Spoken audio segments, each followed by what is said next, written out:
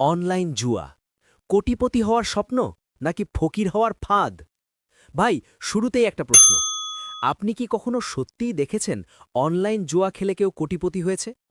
না, ইউটিউব অ্যাডের সেই হাস্যকর ভাইটা বাদ দিয়ে বলছি। আমি বাস্তব মানুষের গল্প বলছি।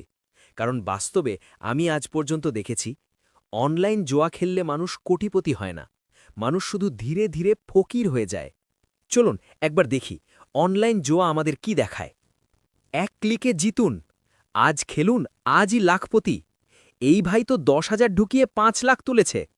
এটা শুনে আমাদের এলাকার বাবলু বিশ্বাস বলল, ভাই, আজকে না খেললে ভাগ্যই রেগে যাবে।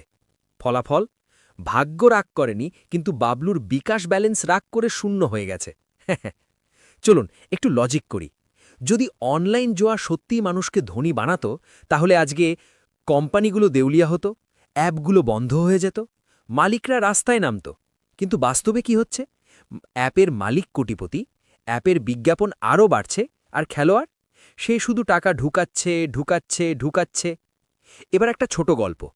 আমাদের এলাকায় কামাল কোটিপতি নামের এক ছেলে আছে। কামালের স্বপ্ন, ভাই, চাকরি করে বড়লোক হওয়া সম্ভব না, আমি অনলাইন জুয়া খেলেই কোটিপতি হব। অগস্ট। একদিন কামাল তার বন্ধু ফারুক ফকিরকে বলল, দোস্ত, আজকে অ্যাপ নামিয়েছি, ২০০ টাকা ঢুকিয়েছি, দেখিস আজ রাতেই লাখপতি। ফারুক বলে, ভাই, আমার তো বিকাশে ৭৫ টাকা, স্বপ্ন সেই অনুযায়ী ছোট। প্রথম দিন কামাল ২০০ টাকা ঢুকিয়ে ৪৫০ টাকা জিতে গেল। কামাল লাফ দিয়ে বলল, দেখছিস, আমি জন্মগত খেলোয়াড়। ক্লন। ফারুক মনে মনে বলল, এই ৪৫০ টাকা আসলে তোর মাথা কেনার অগ্রিম। এরপর শুরু হলো কামালের স্পিন উৎসব। ৫০০ হারল, ১,০০০ হারল, ২,০০০ হারল। কামাল বলে, এই বারটা গেলেই উঠব। এই কথা সে বলেছে ৩৭ বার। এদিকে ফারুক দিন কাটায় কাজ করে, কিন্তু কামাল দিনে ঘুমায়, রাতে স্পিন মারে, মাস শেষে ধার করে। একদিন কামালের মা বলল, কামাল, চাল আনিসনি কেন? কামাল বলল, মা, আজকে জিতলেই আনব। মা বলল, চাল না আনলে তুই বাড়ি থেকে জিতবি মার। এবার আসি লজিক্যাল হিসাবের দিকে। যদি অনলাইন জোয়া সত্যিই মানুষকে ধনী বানাতো, তাহলে সবাই মোবাইলে বসে থাকত আর দেশ ভরে যেত কোটিপতিতে। কিন্তু বাস্তবতা কি? দেশ ভরে যাচ্ছে ঋণগ্রস্ত মানুষে, পরিবার ভাঙছে, মানসিক চাপ বাড়ছে। সবকিছুর পেছনে লুকানো সত্য, একদিনে বড়লোক হওয়ার মিথ্যা স্বপ্ন। আরেকটা উদাহরণ, রাশেদ রোমান্টিক একদিন ২০০ টাকা ঢুকিয়ে ৬০০ টাকা জিতে ভাবল, আজকে গার্লফ্রেন্ডকে বিরিয়ানি খাবো, চিকেন। ২ ঘন্টা পর রাশেদ আছে আর বিরিয়ানি নেই, শুধু আফসোস আছে। অ্যাপের মালিক স্মার্ট সালমান, সে বসে বসে বলে, আজকে কয়জন মানুষ মনে করছে শেষবার খেলি?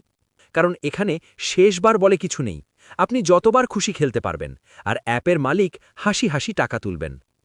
একটু হালকা মজা করি। পলাশ প্রফেসর নামের এক ভাই আছে, সবসময় বলে, ভাই, জোয়া খেলাই মজা। আজ পলাশ প্রফেসর জ্ঞান কম দেয় আর ধার বেশি নেয়। এবার আসি শেষবার সেলিমের গল্পে। সে প্রতিদিন বলে, ভাই, আজ শেষবার খেলি। এই শেষবার শব্দটা সে ব্যবহার করছে ২০২২ সাল থেকে। ভাই, সবার জন্য মূল শিক্ষা, যেখানে নো পরিশ্রম, নো ধৈর্য, নো বাস্তব হিসাব, সেখানে লাভ আসবে না, শুধুই হার। চলুন মজা করে শেষ করি। যদি জোয়া খেলেই বড়লোক হওয়া যেত, তাহলে আজ ডাক্তার নেই, ইঞ্জিনিয়ার নেই, সবাই মোবাইল নিয়ে বসে, ভাই, স্পিন মারছি ভাই। অনলাইন জোয়া খেলবেন না ভাই, কারণ এখানে যেতে শুধু অ্যাপের মালিক, আর হারেন আমরা। তো বন্ধুরা, আজকের ভিডিও এই পর্যন্তই। যদি ভিডিওটা থেকে একটুও উপকৃত হয়ে থাকেন, তাহলে অবশ্যই ভিডিওতে একটি লাইক, একটি কমেন্ট এবং বন্ধুদের সাথে শেয়ার করতে ভুলবেন না। ধন্যবাদ সবাইকে।